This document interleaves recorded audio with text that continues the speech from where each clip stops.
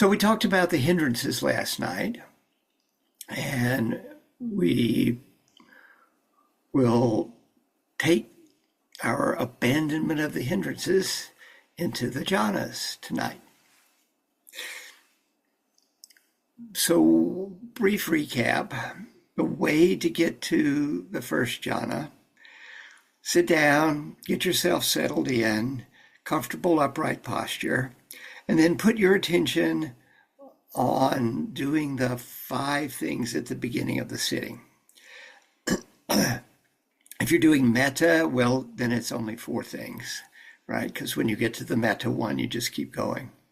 But if you're doing the breath, it's 5 things. Body scan, you can do 4 or 5, whichever. All right. And once you've done that, you put your attention on your meditation object and just go with the meditation until you're getting to access concentration, which we can define as being fully with the object of meditation. And if there are any thoughts, they're wispy and in the background and not pulling you off into distraction. Once you've gotten to access concentration, stay there for a while. I say 5, 10, 15 minutes because, well, your sense of time is all messed up by then. But yeah, stay for a while. And then switch your attention to a pleasant sensation. Do nothing else. Enjoy the pleasantness of the pleasant sensation. The jhana will come and find you. That's more detail than we have in the suttas. What it says in the suttas is quite secluded from sense pleasures, secluded from unwholesome states. One enters and dwells in the first jhana, which is accompanied by thinking and examining, and is filled with rapture and happiness born of seclusion. One drenches deep, saturates, and suffuses one's body with this rapture and happiness born of seclusion, so that there is no part of one's entire body not suffused by this rapture and happiness. Not a lot of detail there.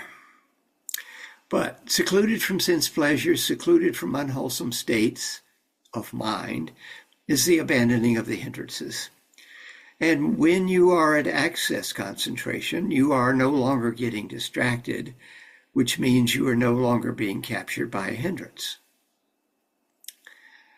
And then one enters and dwells in the first jhana.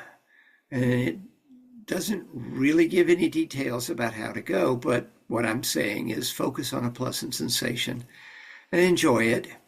And the jhana comes and finds you. And the first jhana is accompanied by, well, the Pali words are vitakka and vichara. I translated them as thinking and examining. You see them translated a number of ways. Actually, what I'm reading from, it says applied and sustained thought. You find applied and sustained attention to the meditation object. The whole idea of applied and sustained would shock the Buddha, because this was invented probably centuries after his death. To him, vitakka just means thinking. That's it, thinking. No applied anything. And sustained, well, vichara literally means wandering around. And so wandering around doesn't sound like sustained to me. The problem is that over the time after the Buddha, the monks are living out in the forest, and whoever can do the jhanas the deepest, that's the real jhanas, of course, until they eventually got to the point where there wasn't any thinking or examining happening, and there was one-pointedness. So rather than realize, oh, we're doing something the Buddha didn't teach, they simply changed the words thinking and examining to meaning initial and sustained, and then added one-pointedness, which doesn't show up in the suttas except in 2 places in relationship to the first jhana. So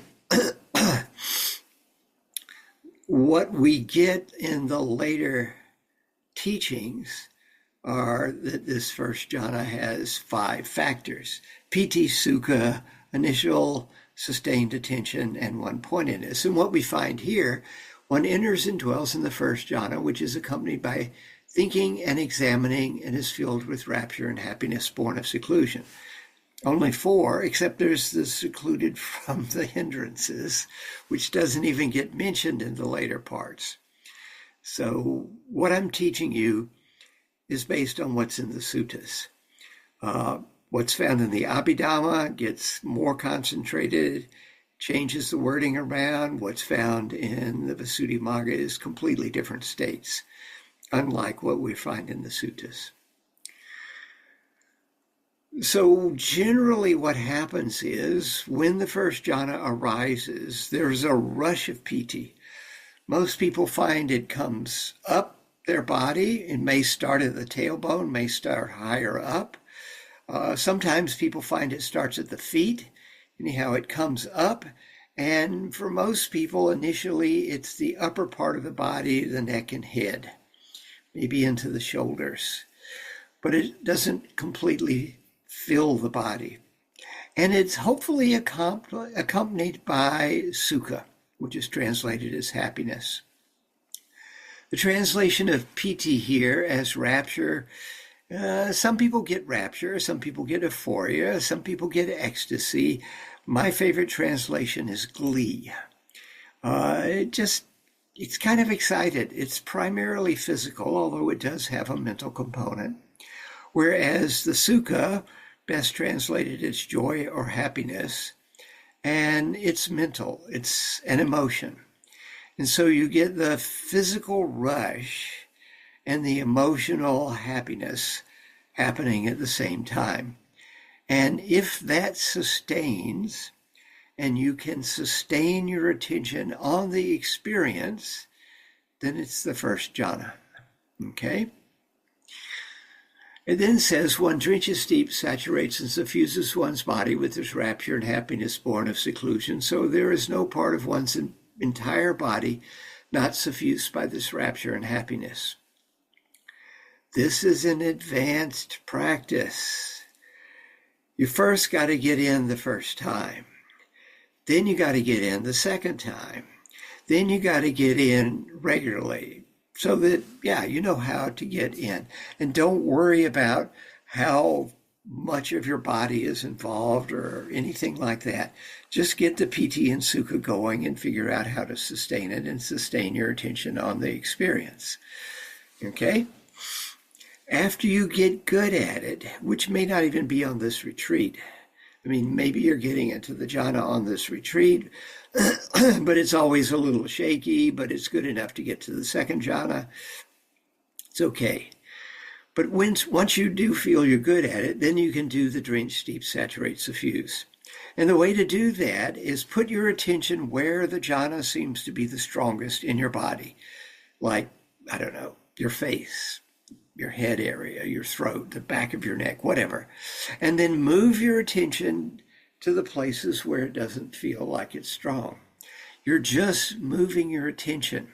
You're not trying to move the piti or the sukha or energy or anything like that. You just move your attention to some place where it doesn't feel like this piti and sukha. And then move your attention like to the other arm. And then down your trunk. And then down one leg and then down the other leg. And then your whole body will feel like it's immersed in piti and sukha. But as I say, this is an advanced practice. Get good at getting in and sustaining before you even try it. I didn't even know about this for the first 14 months because Ayakema didn't read this part out when she was teaching that first jhana retreat for me. And I was just getting, the first jhana, sort of the upper torso on up. And that was good enough for me to learn second, third, fourth, and fifth on that retreat. And it was only when I sat with her 14 months later for the next retreat that I found out about the drench, steep, saturate, suffuse. We have a simile. Suppose a skilled bath attendant or his apprentice were to pour soap flakes into a metal basin, sprinkle them with water, and knead them into a ball, so that the ball of soap flakes would be pervaded by moisture, encompassed by moisture, suffused with moisture inside and out, it would not trickle. In the same way, one drenches, steeps, saturates, and suffuses one's body with the rapture and happiness born of seclusion, so that there is no part of one's entire body not suffused by the rapture and happiness. Okay, so we now have an idea of soap at the time of the Buddha. You didn't go to the Sainsbury's and buy a bar of soap.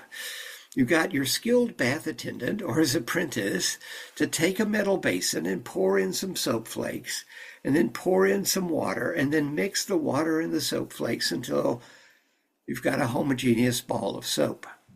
This captures the frenetic activity of the first jhana. The first jhana is not calm. There's a lot going on. If you're mixing soap flakes and water, yeah, there's a lot going on, right? And then when the water totally permeates the soap flakes, that's the drench, steep, saturate, and suffuse. Okay? If the first jhana is really strong, you probably won't want to stay there very long. If it's mild, you could stay there for 5 to 10 minutes. I would think beyond 10 minutes is not actually going to be useful. Basically, the length of time you stay in the first jhana is inversely proportional to the strength of the first jhana in terms of how strong the piti is. There's the strength of your one-pointed focus on it, but there's also the strength of the piti. And if the piti is really strong, then you don't stay long. 20 seconds, 30 seconds maybe. If it's really, really strong and it's just too much, it's so pleasant, it's unpleasant, yeah, maybe 10 seconds. But if it's mild, you can stay 5 minutes, that's fine. But as I say, I wouldn't stay more than, stay 5 minutes, but I wouldn't stay more than 10 minutes. If you stay longer, it's going to leave you sort of fried and jangled, and maybe you have trouble getting to sleep that night. Also, if you get into the first jhana for the first time after the metta at night, yeah, you're probably going to have some insomnia that night. Well, okay, you got into the jhana, you have to lose a little sleep over it. If you're finding that you're still wired from the first jhana when you try to go to sleep in the evening, then I wouldn't do jhanas after supper. And in fact, if that's still a problem, maybe you don't do jhanas past the middle of the afternoon. Just give your system a chance to calm down. And don't stay so long in the first jhana. So you might be wondering, okay, if I'm not supposed to stay so long in it, what am I supposed to do? To move to the second jhana, take a deep breath and really let the energy out. When you're trying to get to the first jhana and your breath gets very shallow, you don't want to take a deep breath because that will take you away from piti. But now, if you've had enough piti, take a deep breath and let everything calm down. Basically, what we're trying to do is a foreground-background shift. If this is the piti and this is the sukha, we're trying to do a swap. So the piti gets calmed down and the sukha is now more apparent, because the second jhana is really focused on the sukha, the emotional state of joy or happiness. I'll read you what the Buddha has to say. Further, with the subsiding of thinking and examining, one enters and dwells in the second jhana, which is accompanied by inner tranquility and unification of mind, is without thinking and examining, and is filled with rapture and happiness born of concentration. One drenches, steeps, saturates, and suffuses one's body with this rapture and happiness born of concentration, so there is no part of one's entire body not suffused by this rapture and happiness. Okay, so the thinking and examining calms down. The thinking and examining is not discursive thinking. It's the background thinking that I remember I said you could have wispy thoughts in the background at access concentration. Well, those wispy thoughts in the background could persist into the first jhana. Ideally, when you get to the second jhana, there is no more thinking. But on a short retreat like this, and yes, 11 days is a short retreat, you're probably not going to get to the point where there's no thinking. But you probably will get to the point when you get to the second jhana that there's more space between the thoughts.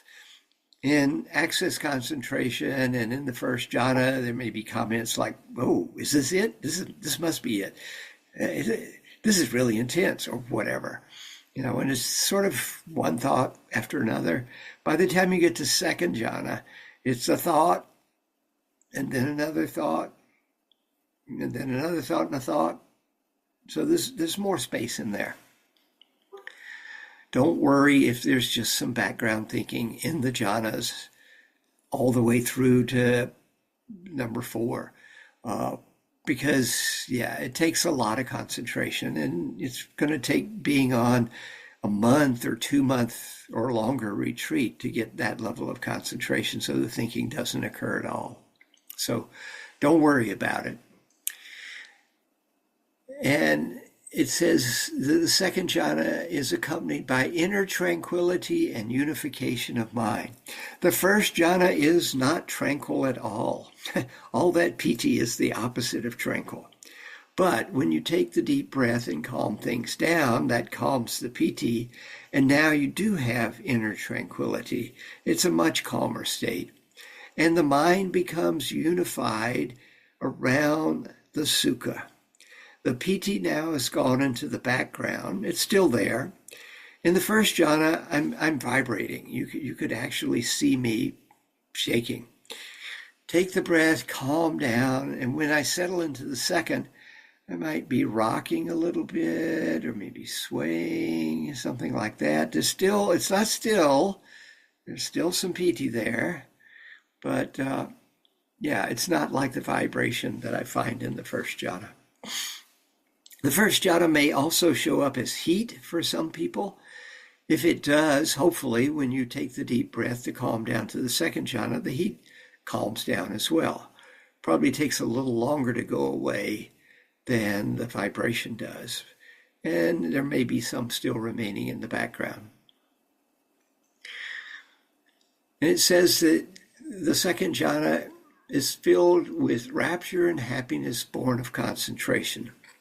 First jhana, rapture and happiness born of seclusion from the hindrances.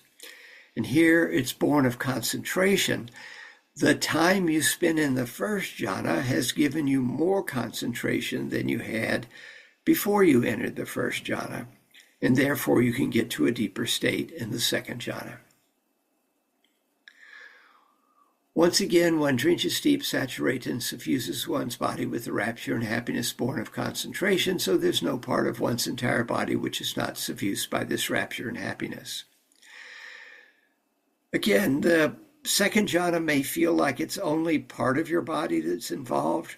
Most people find that from the first jhana to the second jhana is a going down, say from the face to the heart center. Okay? And so if that's the case for you, it seems like the piti and sukha are coming out of your heart, but not filling your body. Put your attention wherever the piti and sukha of the second jhana feels strongest, or we could say the sukha and background piti feels the strongest, and move your attention to the other parts of your body, so that you completely fill it. But again, this is an advanced practice. Get good at the second jhana. Get good at getting in there and staying there.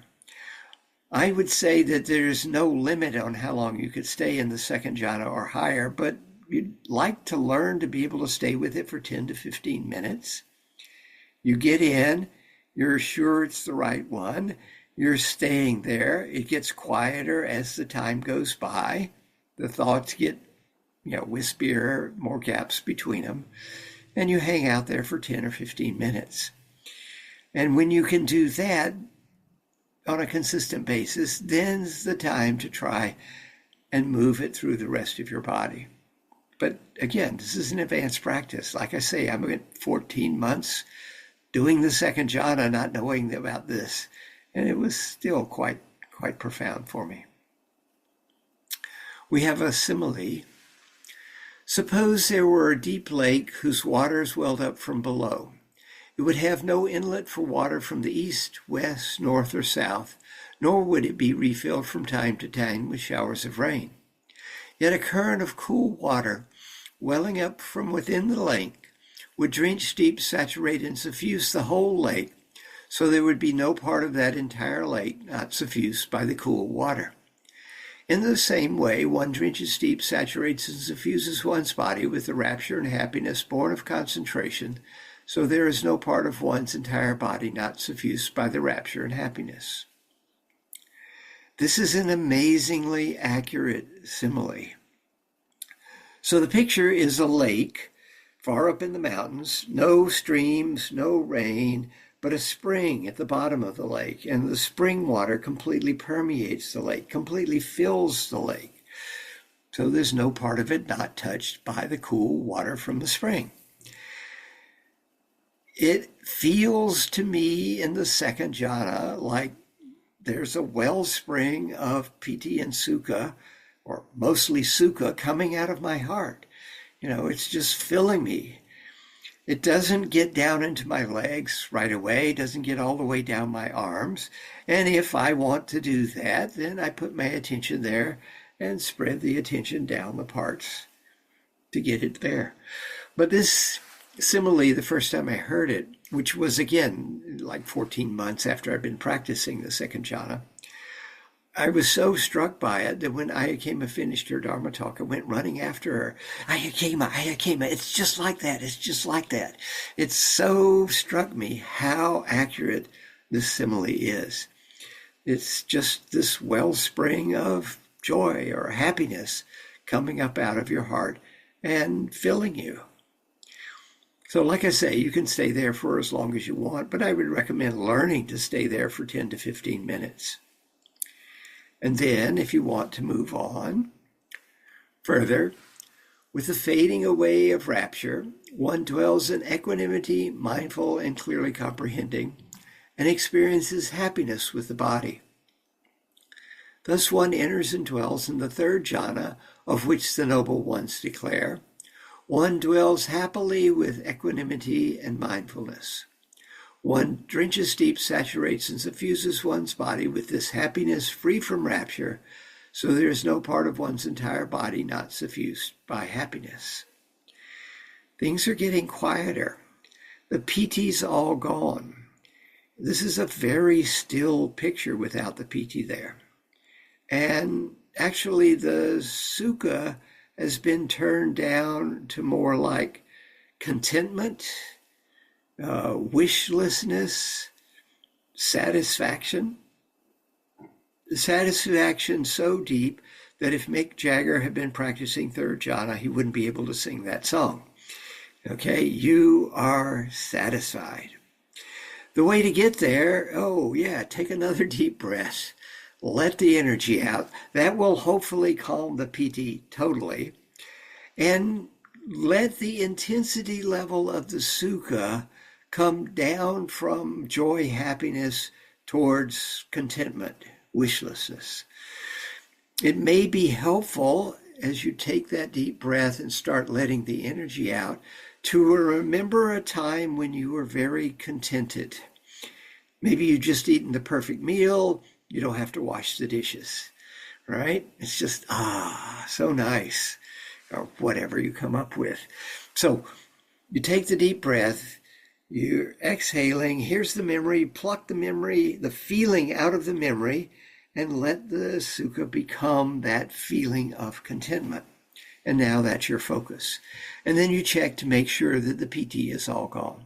It should be very still, and you're just contented. Once again, you can stay there for as long as you want, and it's good to learn to stay there for 10 to 15 minutes.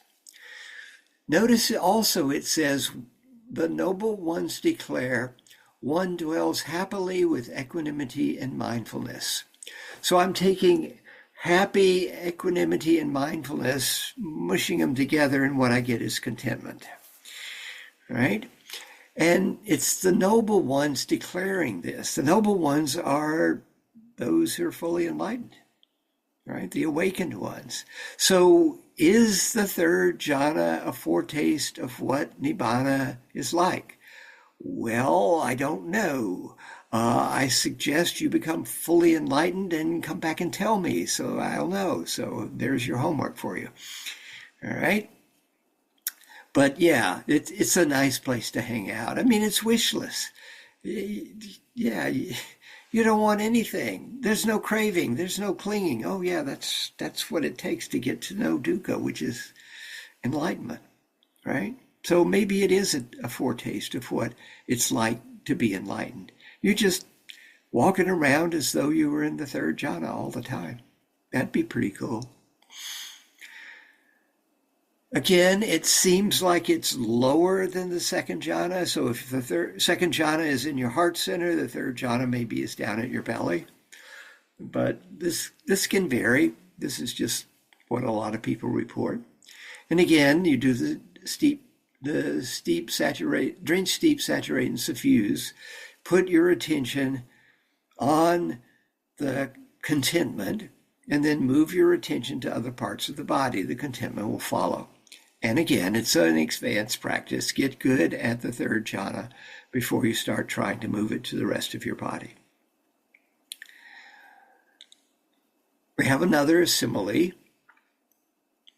Suppose in a lotus pond there were blue, white, or red lotuses that had been born in the water, grow in the water, and never rise above the water, but flourish immersed in the water. From their tips to their roots, they would be drenched, steeped, saturated, and suffused with water, so there would be no part of those lotuses not suffused with water. In the same way, one drenches, steeps, saturates, and suffuses one's body with a happiness free from rapture, so there is no part of one's entire body not suffused with this happiness. So the picture is a lotus pond with lotuses coming up out of the mud, but remaining below the surface of the water. They're not bobbing up and down. They're not waving in the breeze. They're underwater. They're a bit isolated. The third jhana feels like you're more isolated from the world around you. You've gotten pretty deeply concentrated by that point. This is a good picture. It's also a very still picture, right? It says isolation and stillness because the lotus aren't waving in the breeze or anything like that. And with the with the piti completely gone, then yeah, it's a very still experience. So you hang out there for a while, and then eventually, further, with the abandoning of pleasure and pain, and with the previous passing away of joy and grief, one enters and dwells in the fourth jhana, which is neither pleasant nor painful, and contains mindfulness fully purified by equanimity. One sits suffusing one's body with a pure, bright mind, so there is no part of one's entire body not suffused by a pure, bright mind. So the piti is all gone in the third jhana, but you've got the contentment, and contentment is still pleasant. But to get to the fourth jhana, you're going to need to get rid of that pleasantness because the fourth jhana is neither pleasant nor painful. So you want to go towards neutral. It says, with the abandoning of pleasure and pain and with the previous passing away of joy and grief. This doesn't mean there was pain or grief in any of the preceding jhanas. It's just trying to put things to neutral. There is pleasure in the first three. I mean, the sukha, which is there in the first three, is pleasant. It's maybe real happy or joyful in the first and second, and down to contentment in the third, but being contented is pleasant. And there was joy in the first two. The sukha was strong enough so that in first and second jhana, there's joy there. And so you're to let go of those and get to a neutral state. And the way to do it is, take a deep breath, let the energy out, I find that as I take the deep breath, I want to let go of the pleasure. I find in the third jhana, I have a wispy smile, like on the Buddha statues. And so I just, as I'm exhaling, relax all the muscles in my face, let my countenance go to neutral. And when I do, there's a sense of things starting to sink down. If you get that sinking down feeling, go with it and let it sink down as far as it will go. It may sink for 10 seconds, a minute. Occasionally people find it sinking for like 5 minutes or more. Usually it's around 30 seconds or so. And just go with the sinking feeling and let it settle down into a place of quiet stillness. This fourth jhana is usually called the jhana of equanimity.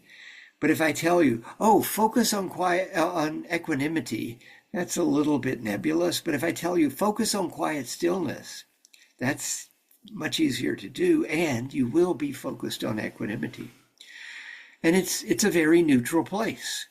There's no pleasure, no pain. Ayakema said that in the third jhana, it's like you're in the mouth of a well. To get to the fourth jhana, you need to let go and drop down the well. But the dropping down isn't like a free fall. It's more like drifting down. It's like, I don't know, you jump into the swimming pool and you drift down to the bottom, which may be another image that's helpful. Or third jhana, you're in the mouth of a cave. And then fourth jhana, you go deep down into the cave, but the cave goes down and you're really feeling isolated. If fourth jhana is quite deep, you might not even be noticing any external sounds. Of course, if you check to see, am I hearing sounds? You will hear sounds. It's only in retrospect that you realize, oh yeah, I wasn't hearing any sounds while I was in there. But it's not required that you not be able to hear sounds. It's just that may happen if you get a particularly good fourth jhana, all right? And you're just focused on quiet stillness. It says, one sits suffusing one's body with a pure, bright mind, so there is no part of one's entire body not suffused by a pure, bright mind. Well, when Ayakema read that out, it was like, pure, bright mind? Why is it bright? Because, my eyes are closed. It's dark. So why not a pure, dark mind? Well, bright in the sense of sharp. Yeah, okay, it's sharp. But why does it say bright? Pure, yeah. There's nothing going on but quiet stillness. That's pretty pure. But why does it say bright? There's a simile. Suppose a man were to be sitting covered from the head down by a white cloth, so there would be no part of his entire body not suffused by the white cloth. In the same way, one sits suffusing one's body with a pure, bright mind, so there is no part of one's entire body not suffused by a pure, bright mind. Okay, the picture's pretty obvious. It's like somebody has a white sheet completely covering them. Okay, but why white? Why not a black sheet? It's black. So I went to Ayakema and said, why does it say pure bright? Why does it say white sheet? And she said, describe your fourth jhana. So I did. And she said, yeah, that's good. Don't worry about it. So I had to put this in the I don't know bucket for 16 years. I'm assuming you all have an I don't know bucket. Yes? No? Yes? Hopefully. It's very important to have an I don't know bucket because there's a lot that we don't know. And it's a really stupid idea, if you don't know, to make up something and pretend that you do know. When you don't know, just put it in the I don't know bucket. Maybe you'll get around to knowing at some point. Okay, this applies to everything, not just fourth jhana. Anything. If you don't know, acknowledge that you don't know. You may be able to find out, and if you can't, just leave it there in the I don't know bucket. Who knows what'll show up. So anyhow, I put the pure bright, and the white sheet in the I don't know bucket for 16 years. And then I went on a retreat with Powok. Powok is a jhana master from southern Burma who teaches the Visuddhimagga jhanas. These are 8 states that are actually different from the 8 states described in the suttas. Yeah, not just sutta jhanas stronger, just completely different states. And to get to his jhanas, you have to get a nimitta, a circle of light. It appears, in front of you. I talked about the diffuse white light. Okay, that's just the beginning. You got to get the diffuse white light, and you got to keep getting concentrated until you get a circle of light, like the full moon, that kind of circle of light that sustains. And also, when it shows up, don't look at it. Yeah, that's a little hard because this weird thing just showed up and I'm tempted to look at it. He says, no, keep your attention on the breathing. He's the one that taught me the counting to 8 thing. By then I dropped the counting, and you're just focused on the breath. Okay, that first retreat with him was 1 month, and I had been warned it'll probably take 6 months to get to his first jhana, so I didn't have any expectations. I just was curious what he was teaching. And I got to the diffuse white light, and then towards the end I was getting the preliminary nimitta, not the white one, the purple one, and it was unsteady. What happened was, basically, he said to all of us, do the counting for half an hour, and when you can do it without getting distracted, let me know. We had interviews, I think it was every other day. So after a little while, I could do the counting for half an hour and not get distracted. So I told him, he says, good, drop the counting, stay with the breath for 3 or 4 hours. 3 or 4 hours? What? Okay, I'm not going to attempt to sit in the meditation hall. I'm going to sit in my room in a chair, and my body I know is going to give out after about 1 hour and 45 minutes to 2 hours.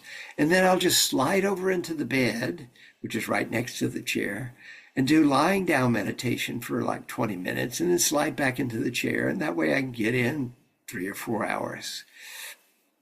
And so that's what I was doing.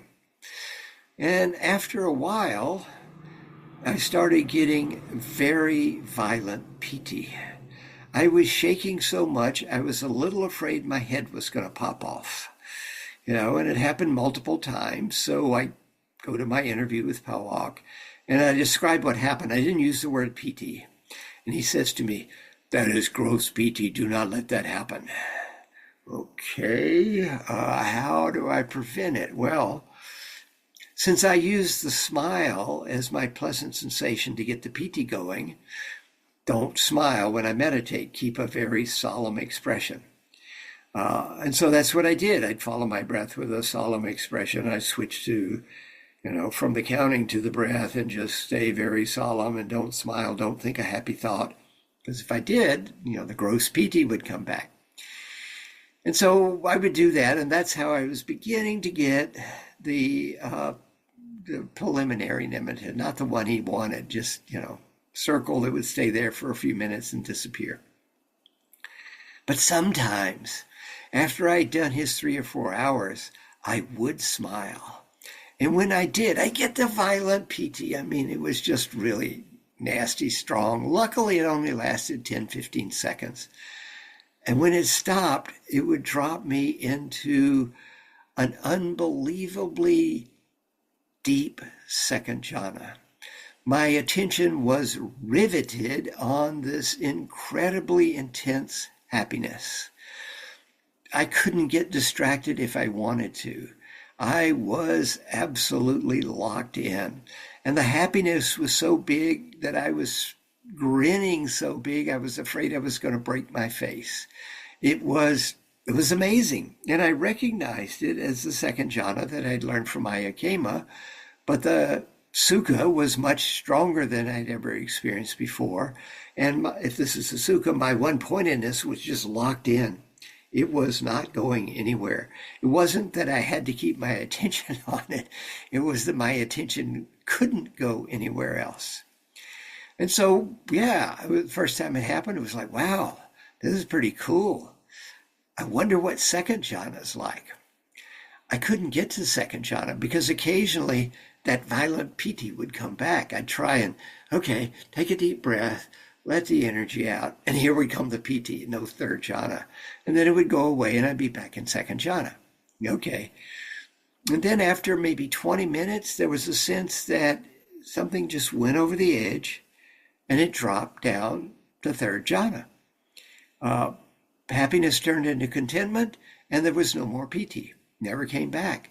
So I'm sitting there again, locked into the contented feeling, not going to go anywhere.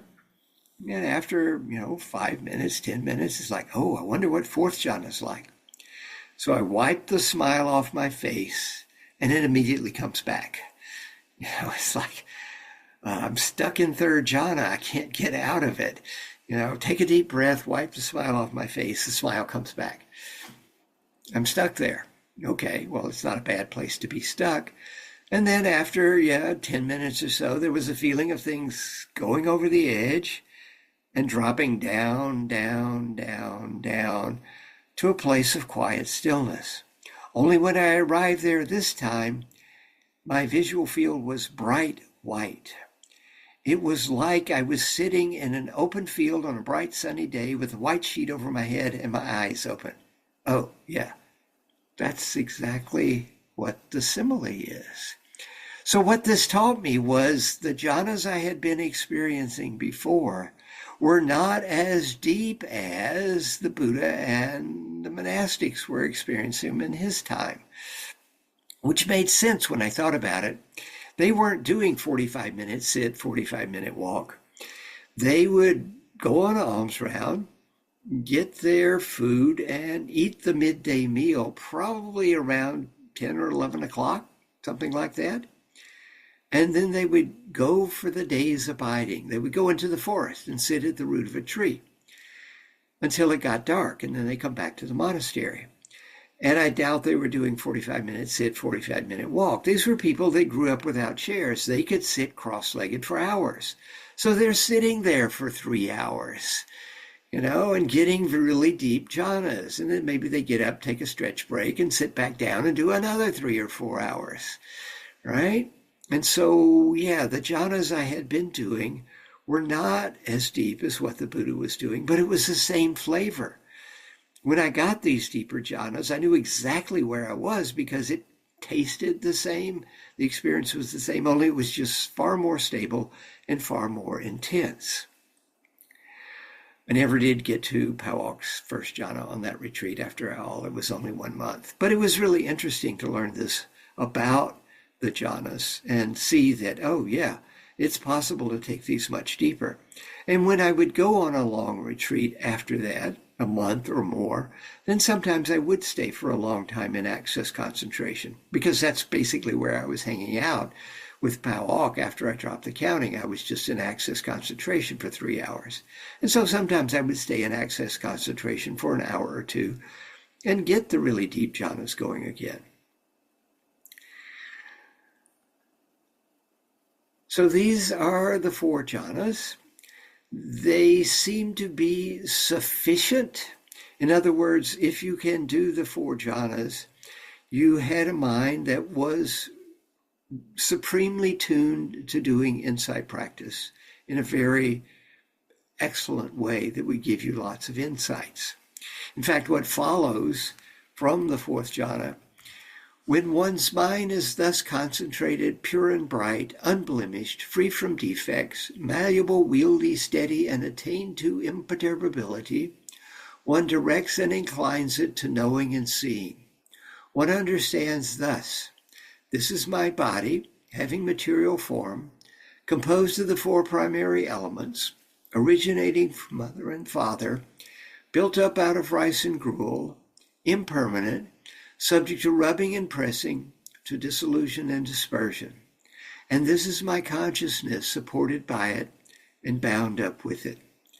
The purpose of jhana practice is to generate a mind that's concentrated, pure and bright, unblemished, free from defects, malleable, wieldy, steady, and attain to imperturbability, which you can direct and incline to knowing and seeing, to doing an insight practice.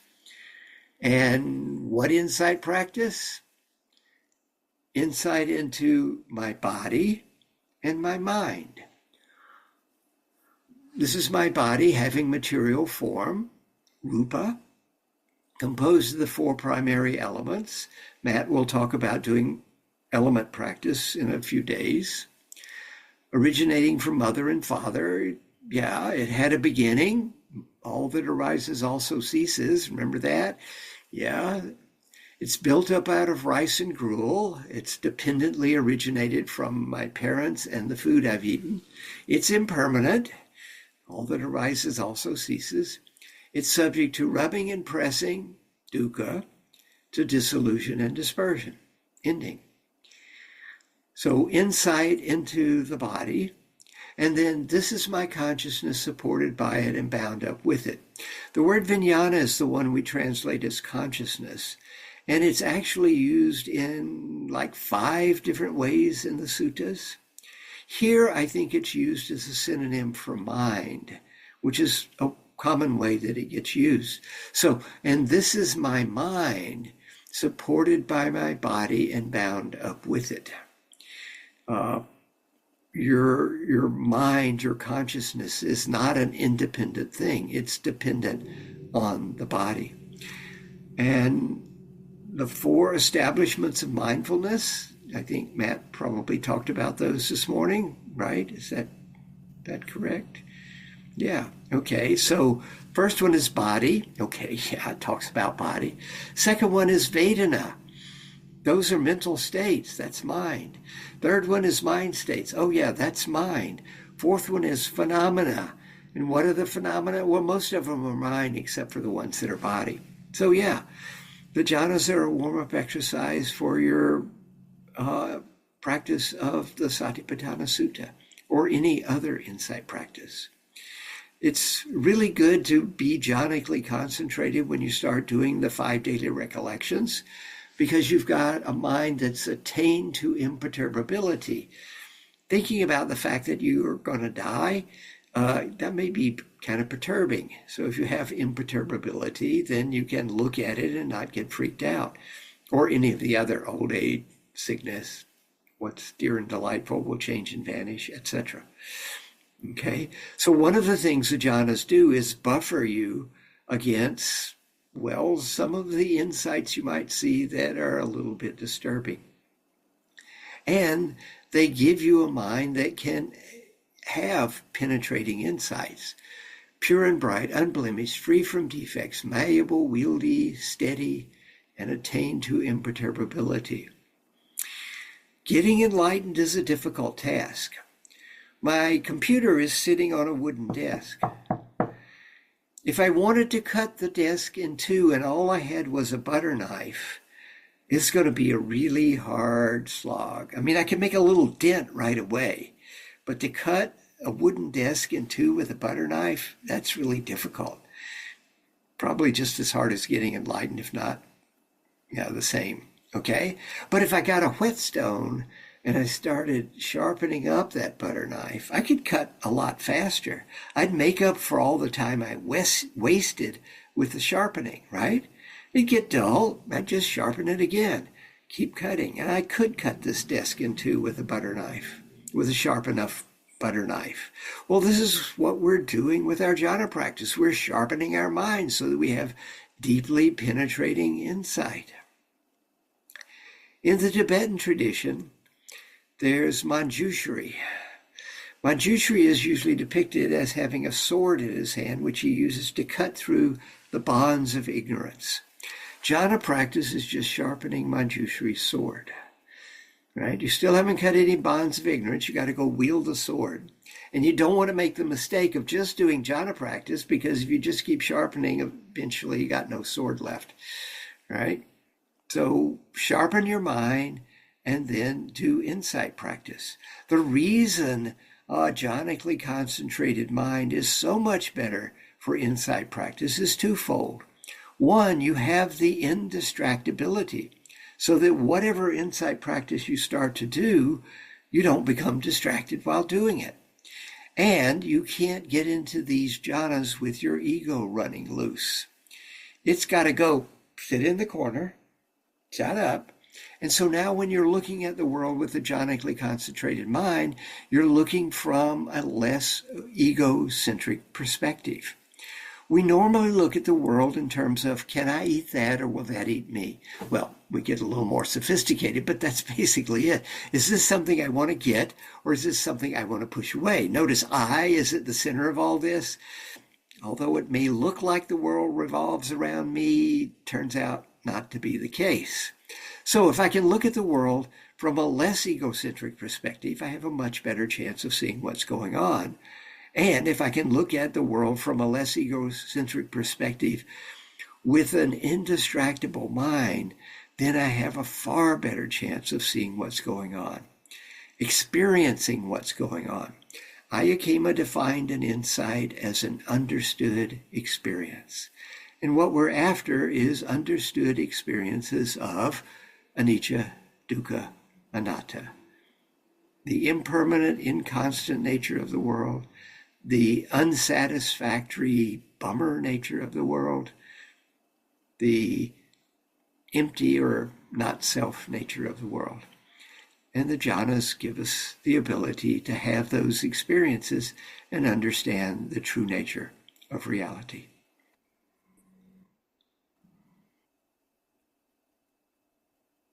Okay, it's getting almost 1:15. We're going to do a very short metta tonight, all right? And then you won't have a break. If you need a break, you can have it after the short metta, all right? So please put your attention on your breath to get started.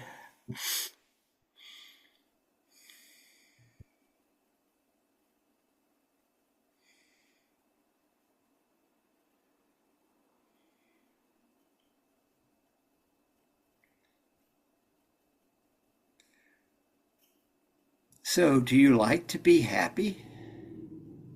I mean, do you find it a good thing if you're happy?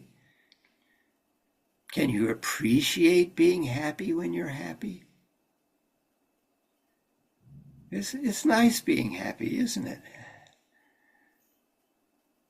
May you be happy. You like it when your friends are happy? You go to see your friend and they're real happy. Isn't that nice? Yeah. May my friends all be happy. What if you go visit your family and everybody in your family's happy? Oh, that's pretty cool. Right. May my family be happy. May I be happy. May my friends be happy. May my family be happy. What if everybody you ran into was happy? Your neighbors are happy. Your coworkers are happy. You go into a shop, the other people in the shop are happy. The clerks are all happy. Wouldn't that be nice? Just you spend the day running into happy people and you're happy as well. May all of my acquaintances be happy. What if the difficult people in your life were happy? Happy because they had wholesome sources of happiness. Yeah, maybe they wouldn't be so difficult. May the difficult people in my life find wholesome sources of happiness. It'd be pretty cool if everybody on this retreat was happy. I'd like that. It'd make a nice sangha. May all of us be happy. In fact, you know what would be great? What if everybody on this planet was happy? That would be nice. That's the place I want to live. A planet full of happy people. All the creatures happy. May all beings everywhere be happy.